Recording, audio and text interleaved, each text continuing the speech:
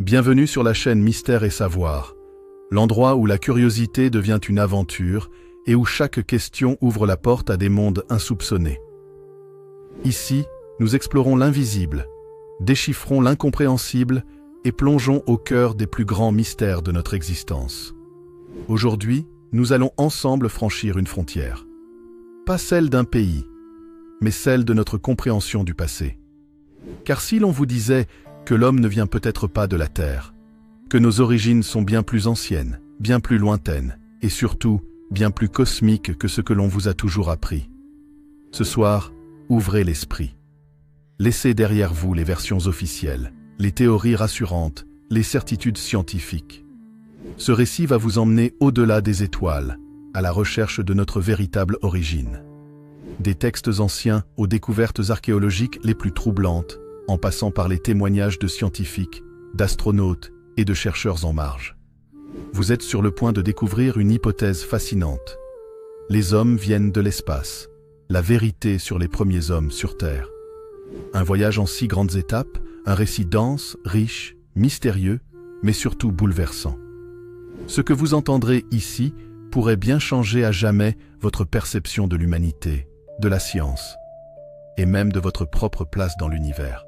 Alors, installez-vous confortablement. Préparez-vous à voir le monde autrement. Et si ce genre de voyage vous passionne, n'oubliez pas de liker la vidéo, de vous abonner à la chaîne Mystère et Savoir et d'activer la cloche pour ne rater aucune exploration de l'inconnu. Allez, c'est parti. Bienvenue dans le mystère. Bienvenue dans le savoir. Depuis l'aube des civilisations, les hommes ont gravé leur histoire sur la pierre, inscrit leur mémoire dans la terre, peint leur cosmogonie sur les murs des cavernes et chanté l'origine de l'humanité dans des poèmes sacrés. Mais voici ce qui dérange. Dans pratiquement toutes les civilisations anciennes, sans exception, on retrouve un même thème. Une constante, un écho partagé à travers les continents, les langues, les croyances. Les dieux créateurs ne venaient pas de la terre. Ils venaient du ciel. Et si on arrêtait de les appeler dieux pour un instant ? Et si ces récits anciens ne parlèrent pas de divinité mystique, mais bien d'êtres venus d'ailleurs, d'un ailleurs physique, tangible ? La Mésopotamie. Les Anunnaki. Ces dieux tombés des étoiles.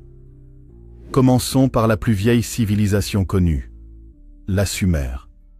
Datant d'environ 6000 ans avant notre ère, la culture sumérienne nous a laissé des tablettes d'argile gravées en cunéiforme, racontant l'histoire du monde avant même la naissance d'Adam et Ève. Et que disent-elles ? Elles parlent des Anunnaki, un groupe d'êtres venus du ciel, descendus sur Terre pour créer l'homme. Ces entités auraient atterri en Mésopotamie avec pour mission d'exploiter les ressources de la planète, notamment l'or. Mais, fatigués de creuser la Terre eux-mêmes, ils auraient décidé de créer une race hybride pour les assister, l'Homo sapiens. Les textes sont explicites. Ils parlent de laboratoire génétique, de mélange entre les gènes de l'homme et ceux des dieux, de gestation dans des matrices artificielles, et même de conflits entre ces entités supérieures concernant l'avenir de l'espèce humaine. Ces récits figurent sur des tablettes retrouvées dans les ruines d'Éridu, de Nippur, d'Uruk, traduites par des assyriologues comme Samuel Kramer ou Zecharia Sitchin, ce dernier allant plus loin en proposant une interprétation extraterrestre assumée. Pourquoi personne ne parle de cela dans les livres d'histoire ? Pourquoi ces tablettes sont-elles rangées comme de simples mythes alors que leurs détails sont d'une précision troublante ? En Égypte, les pharaons ne se disaient pas fils de simples mortels. Ils étaient les descendants des étoiles, enfants d'Isis, d'Osiris, de Thoth, des êtres qui, là encore, ne vivaient pas sur terre mais dans le ciel. Le livre des morts, le livre de Thoth et plusieurs inscriptions dans les pyramides parlent de portails interstellaires, de barques solaires, de voyages célestes et même de retour des dieux parmi les étoiles. Les étoiles d'Orion et de Sirius sont constamment citées comme les lieux d'origine des premiers souverains. Les anciens prêtres égyptiens affirmaient que leur savoir leur avait été donné par les Nedjeru, ces entités mi-divines, mi-technologiques, qui maîtrisaient des sciences dépassant l'entendement humain. Étaient-ce vraiment des dieux mystiques ou des êtres d'un autre monde ? Au cœur de l'Afrique, une tribu perdue dans le désert du Mali détient un secret cosmique qui a bouleversé les plus grands astrophysiciens. la connaissance de Sirius B, une étoile invisible à l'œil nu, découverte par la science moderne au XXe siècle à l'aide de télescopes avancés. Comment une tribu isolée, sans écriture ni technologie, pouvait-elle connaître non seulement l'existence de cette étoile, mais aussi sa densité, sa révolution et ses compagnons gravitationnels? Les Dogons affirment que ce savoir leur a été transmis par les Nomos, des êtres venus de Sirius, descendus du ciel dans des vaisseaux brillants, bien avant l'apparition de l'homme moderne. Encore une fois, des êtres stellaires, à l'origine de la sagesse humaine. L'évolution est un processus lent, graduel, ou du moins, c'est ce que l'on croyait. Mais il existe une anomalie. Le saut brutal entre Homo erectus et Homo sapiens reste une énigme scientifique. Entre 200 000 et 50 000 ans avant notre ère, l'homme a connu une évolution accélérée inexplicable. Langage articulé, pensée abstraite, art rupestre, outils perfectionnés, structure sociale avancée. Pourquoi cette transformation soudaine? Pourquoi l'encéphale humain a-t-il doublé en taille en un laps de temps aussi court? Des généticiens ont proposé des explications naturelles, mais aucune n'explique complètement cette explosion de conscience. Et si quelqu'un avait modifié notre ADN? Certains chercheurs marginaux mais brillants, comme Francis Crick, le co-découvreur de l'ADN, ont émis une hypothèse audacieuse, la panspermie dirigée. Ils proposent que la vie sur Terre ait été intentionnellement semée par une civilisation extraterrestre avancée. Pas un simple hasard cosmique, mais un acte volontaire. Dans le monde entier, des artefacts dérangeants ont été découverts. Mais ces découvertes sont rapidement écartées, enterrées, discréditées. Pourquoi? Voici quelques cas. Des crânes allongés non humains trouvés au Pérou, au Mexique et même en Russie. Leur ADN ne correspond à aucune espèce connue. Le fameux mécanisme denticitaire, une machine à engrenage complexe datant de l'Antiquité, qui semble capable de calculer des cycles astronomiques. Des piles électriques vieilles de 2000 ans découvertes en Irak, connues sous le nom de piles de Bagdad. Et surtout, des squelettes géants, allant jusqu'à 3,5 mètres, retrouvés en Amérique du Nord, en Asie et en Europe, puis mystérieusement disparus après leur signalement. Ces éléments semblent pointer vers une humanité préhistorique plus avancée, ou une présence venue d'ailleurs, bien avant les civilisations connues. Pourquoi ce silence? Pourquoi tant de mystères autour de ces découvertes? De nombreux astronautes ont laissé entendre que nous n'étions pas seuls, et surtout, que nous ne sommes pas d'ici. Dr Edgar Mitchell, astronaute d'Apollo 14, a affirmé que des civilisations extraterrestres ont visité la Terre depuis longtemps, et que cela a été caché au public. Gordon Cooper, autre astronaute de la NASA, a déclaré avoir vu des ovnis atterrir sur Terre lors de missions militaires, et que ces engins semblaient nous surveiller. Que savent-ils? Pourquoi cette impression récurrente d'un secret ancien partagé par les élites, mais caché au peuple?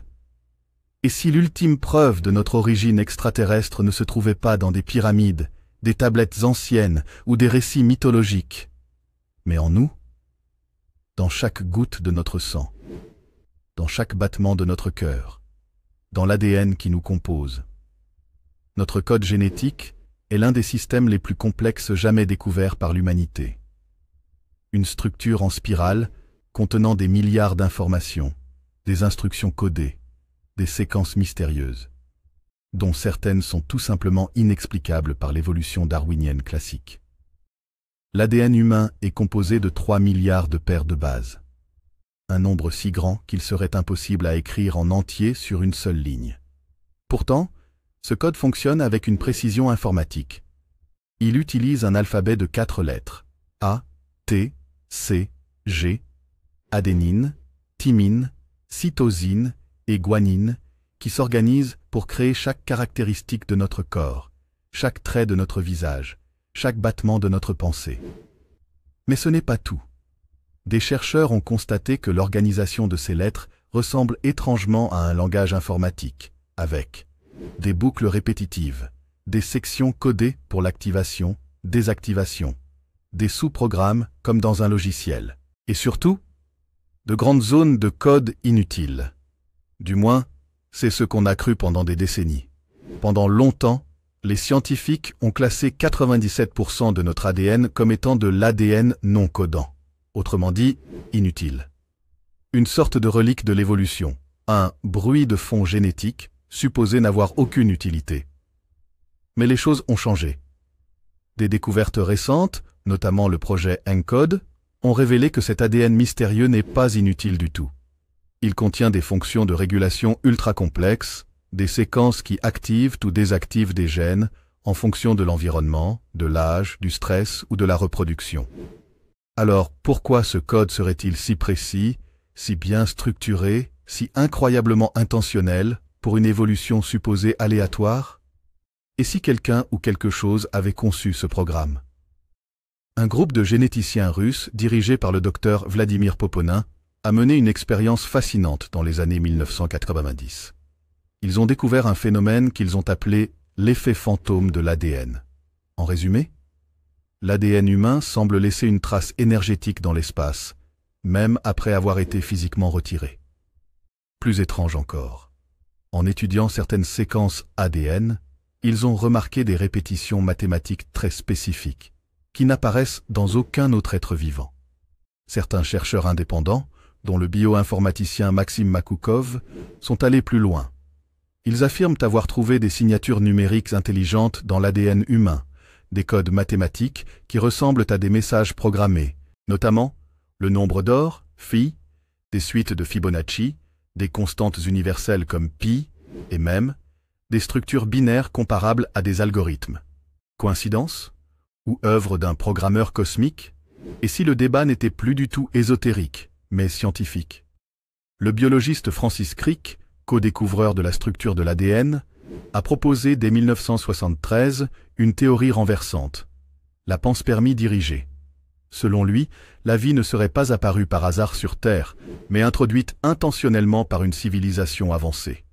Une sorte de plantation de vie sur notre planète, avec un ADN programmé pour évoluer sous certaines conditions. Crick écrit même, dans l'un de ses essais, un organisme vivant a été intentionnellement envoyé sur Terre par une civilisation extraterrestre avancée, comme une graine. Et il n'est pas le seul. De nombreux scientifiques souvent marginalisés affirment que l'ADN humain contient des marques d'ingénierie artificielle. Des exemples? Le généticien Dean Hammer, qui a identifié ce qu'il appelle le gène de Dieu, un segment d'ADN qui pourrait être lié à notre connexion spirituelle et cosmique. Le professeur Sam Chang, qui a analysé certaines portions d'ADN et déclaré que des entités non humaines ont peut-être été impliquées dans la programmation génétique des humains. Pourquoi l'humain possède-t-il 46 chromosomes alors que ses proches cousins, chimpanzés, gorilles, en ont 48? Cette fusion chromosomique, appelée 2q13, est une anomalie. Elle n'a aucun parallèle évolutif clair. Ce que l'on sait, 2 chromosomes auraient fusionné parfaitement, sans perte de données, avec des télomères internes, un phénomène jamais observé naturellement. L'humain moderne est apparu avec cette mutation et a rapidement remplacé toutes les autres espèces humaines, Néandertal, Denisoviens. Des chercheurs comme Greg Braden ou Michael Tellinger y voient une intervention consciente, une ingénierie génétique intentionnelle, réalisée dans un passé lointain par des entités supérieures. Cette idée rejoint, encore une fois, les textes sumériens. Les Anunnaki auraient manipulé l'ADN de l'Homo erectus pour créer un être hybride, intelligent et malléable. L'homme. Pourquoi tant d'êtres humains ressentent-ils une fascination inexplicable pour les étoiles? Pourquoi les enfants dessinent-ils instinctivement des vaisseaux, des étoiles, des êtres venus d'ailleurs, sans jamais en avoir vu? Pourquoi tant de traditions chamaniques parlent-elles de rêves de là-haut, de guides venus des cieux, de retours aux origines cosmiques? Et que dire de l'expérience de mort imminente, EMI, où de nombreuses personnes affirment revenir vers une lumière familière, ressentir un appel venu de l'extérieur du monde? Et si nous portions en nous un souvenir ancestral, enfoui, d'un autre monde, d'une autre maison? Dans la série, les hommes viennent de l'espace, la vérité sur les premiers hommes sur Terre. Une production Mystère et Savoir. Style, humain, captivant, mystérieux. Longueur, plus 5000 mots. On les appelle les OO Parts, Out of Place Artifact, ou artefacts hors contexte. Ces objets ont été découverts dans des couches géologiques trop anciennes, dans des contextes historiques trop archaïques, ou présentent une technologie trop avancée pour l'époque à laquelle ils sont censés appartenir. Découverte en Irak dans les années 1930, la batterie de Bagdad est un petit pot en argile contenant une tige de fer et un cylindre de cuivre. Remplie d'un liquide acide, elle génère de l'électricité. Une pile électrique vieille de plus de 2000 ans, alors que l'électricité ne fut découverte officiellement qu'au XVIIIe siècle. Pourquoi? Et à quoi pouvait-elle servir? À alimenter des instruments rituels, des technologies oubliées, voire des dispositifs de communication? En 1934, au Texas, un couple découvre un objet étrange incrusté dans la roche, un marteau en bois et métal parfaitement conservé, figé dans une formation rocheuse vieille de plus de 100 millions d'années. Impossible. Pas selon les géologues indépendants qui ont étudié la roche autour du marteau. Comment un outil humain peut-il être scellé dans une époque où aucun être humain n'existait selon les archives fossiles? À moins que l'homme, ou quelque chose lui ressemblant, ait été là, bien plus tôt. Découvertes dans des mines sud-africaines profondes, ces sphères en métal sont parfaitement sphériques, striées de rainures, et datées de 2,8 milliards d'années. Aucun outil humain connu ne peut les avoir fabriquées à cette époque. L'homme n'existait pas, et pourtant ces sphères semblent usinées. Là encore, la question brûle les lèvres. Qui les a fabriquées et pourquoi? Il existe sur Terre des constructions qui défient non seulement l'histoire, mais aussi la logique.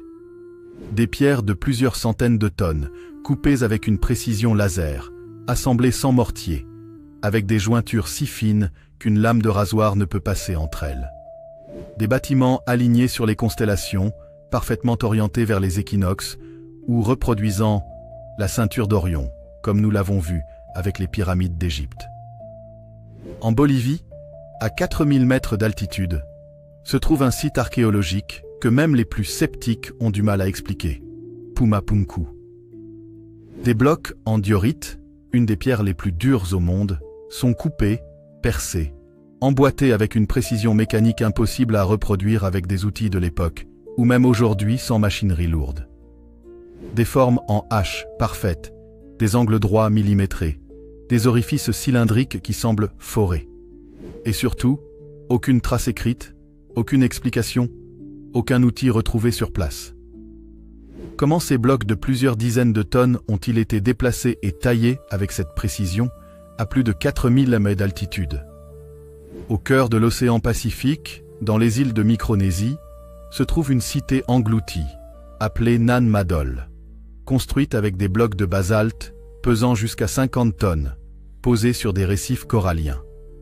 L'eau autour semble magnétique, selon les anciens pêcheurs. Aucun arbre ne pousse sur l'île artificielle. Les locaux affirment que la ville aurait été construite par des êtres venus des étoiles, capables de faire léviter les blocs par magie sonore. Encore une légende? Ou le souvenir flou d'une technologie extraterrestre oubliée? Et si la Terre avait déjà connu d'autres formes d'humanité bien avant l'Homo sapiens? Des découvertes osseuses interdites, cachées ou ignorées, pointent dans cette direction. Découverts au Pérou, ces crânes allongés n'ont pas été simplement déformés par des bandelettes comme le prétend l'archéologie traditionnelle. Des tests ADN ont révélé des marqueurs génétiques inconnus. Certains crânes possèdent une capacité crânienne plus importante que la normale, une structure osseuse différente, et surtout une suture pariétale absente, présente chez tous les humains connus. Serions-nous face à une autre espèce, ou à une race hybride créée de toutes pièces? Des dizaines de récits et de photos anciennes parlent de squelettes géants, parfois mesurant jusqu'à 4 ou 5 mètres de haut, retrouvés en Amérique du Nord, en Afrique, en Asie. Le Smithsonian Institute a été accusé par des chercheurs indépendants d'avoir détruit ou dissimulé ces squelettes pour ne pas bouleverser l'histoire officielle. Pourquoi cacher de telles preuves?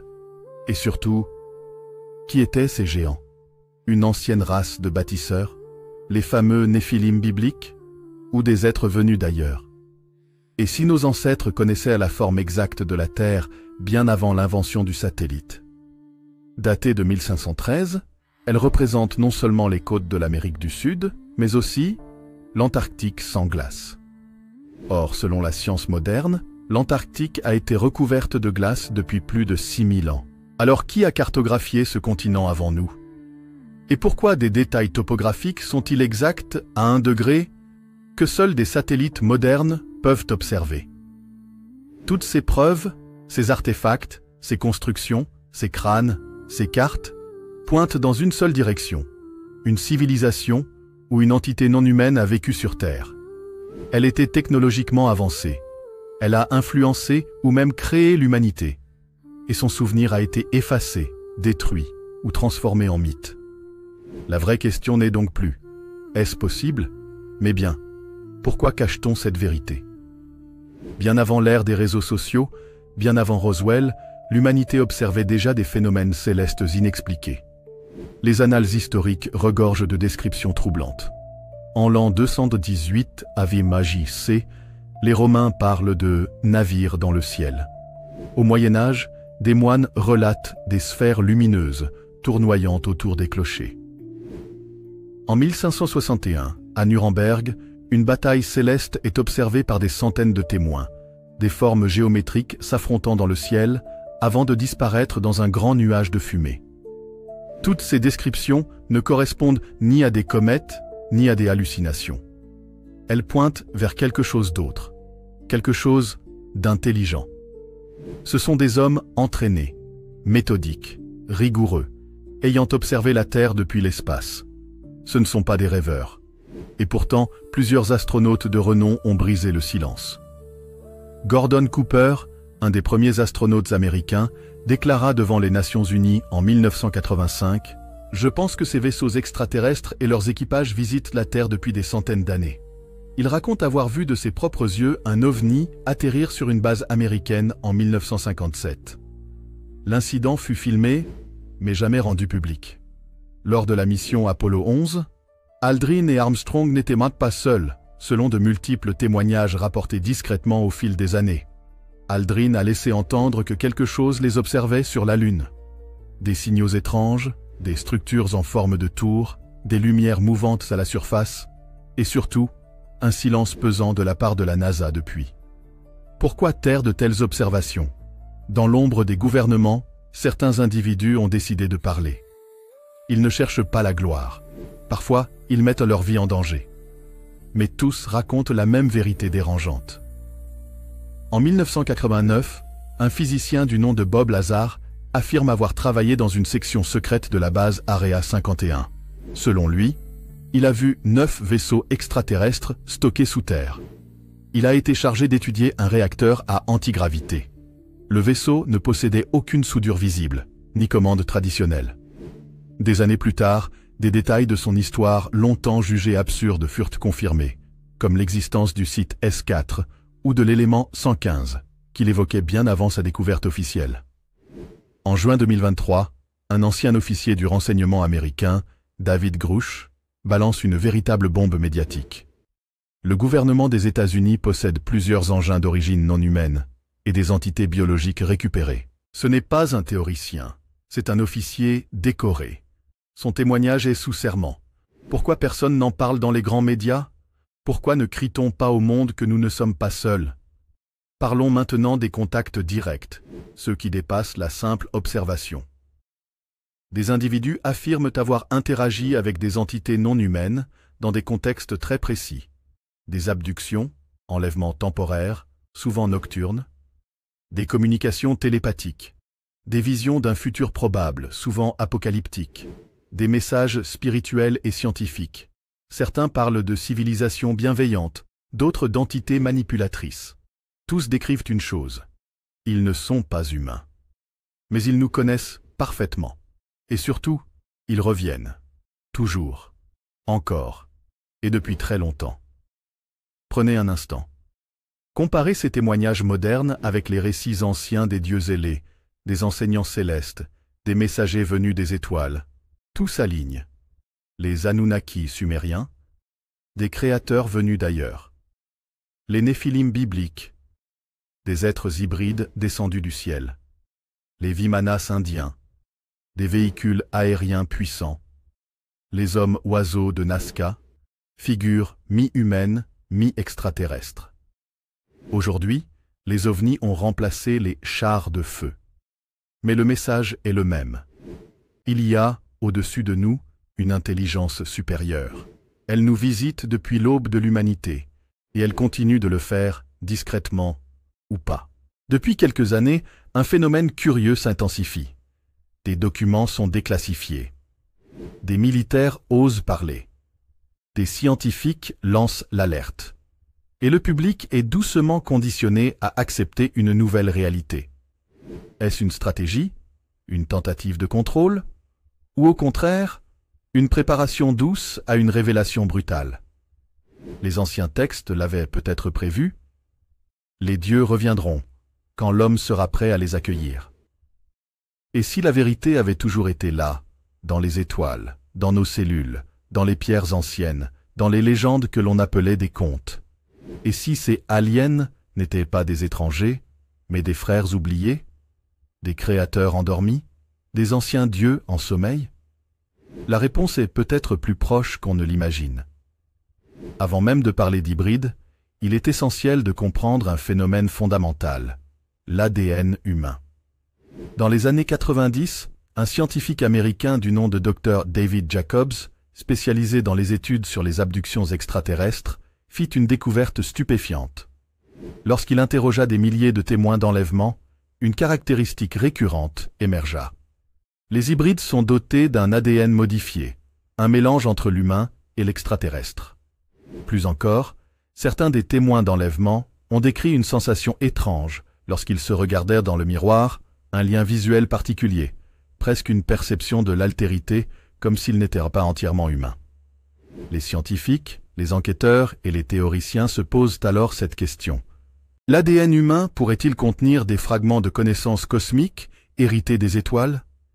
Et si nous avions, en nous, une mémoire ancestrale de notre origine céleste? L'une des théories les plus fascinantes sur les origines des humains est la théorie de l'hybridation. Les Anunnaki, ces mystérieux dieux sumériens venus des étoiles, sont souvent cités comme étant les créateurs génétiques de l'humanité, mais pas de manière simple. D'après cette théorie, ces créateurs extraterrestres n'ont pas seulement créé les humains tels que nous les connaissons, mais ont aussi hybridé leur propre génétique avec celle des premiers primates sur Terre. Le but? Créer une espèce supérieure, capable de survivre, de travailler, et, surtout, d'avoir des capacités exceptionnelles. Qu'est-ce que cela implique? Cela signifie que, selon certains témoignages, notre ADN pourrait contenir un code extraterrestre dormant, une empreinte laissée par ces créateurs qui reviendront un jour pour réveiller les capacités latentes des enfants des étoiles. Maintenant, abordons le sujet des enfants des étoiles, des individus qui prétendent être les descendants directs des dieux. Les enfants des étoiles ne sont pas simplement une légende. De plus en plus de personnes dans le monde entier se disent bénies ou marquées par une lignée cosmique. De nombreux témoins rapportent des phénomènes étranges qui les lient à des événements célestes. Des yeux d'une couleur particulière, un bleu perçant, un vert fluo ou un noir profond. Ces yeux seraient en réalité la marque d'un mélange génétique qui confère une perception accrue de la réalité. Une capacité à communiquer sans parole, une forme de connexion télépathique avec des êtres d'autres dimensions, ou même avec des entités extraterrestres. De nombreux témoignages parlent de révélations spirituelles ou de messages reçus sans aucun contact physique. Un certain nombre d'enfants des étoiles déclarent avoir une compréhension innée de l'univers et des codes qui régissent la vie. Ils ressentent une connexion profonde à la Terre, mais aussi aux étoiles, comme s'ils étaient connectés à des consciences supérieures. L'histoire de ces lignées célestes remonte à des millénaires. Mais qu'en est-il de leur influence aujourd'hui? Les rois, les prêtres, les philosophes et les leaders de l'histoire ont souvent fait référence à une connexion divine. L'un des plus célèbres témoignages est celui de Saint Germain, ce mystérieux personnage du Moyen-Âge, qui prétendait être un immortel, descendant d'une lignée cosmique. Mais son cas n'est qu'un exemple parmi tant d'autres.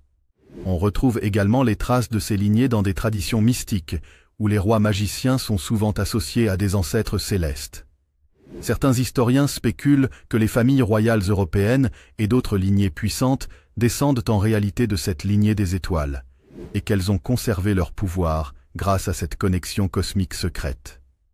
Ce secret serait transmis au sein des cercles d'élite, où les enfants des étoiles auraient une place prédominante. Les enfants des étoiles portent en eux un savoir ancien, transmis de génération en génération.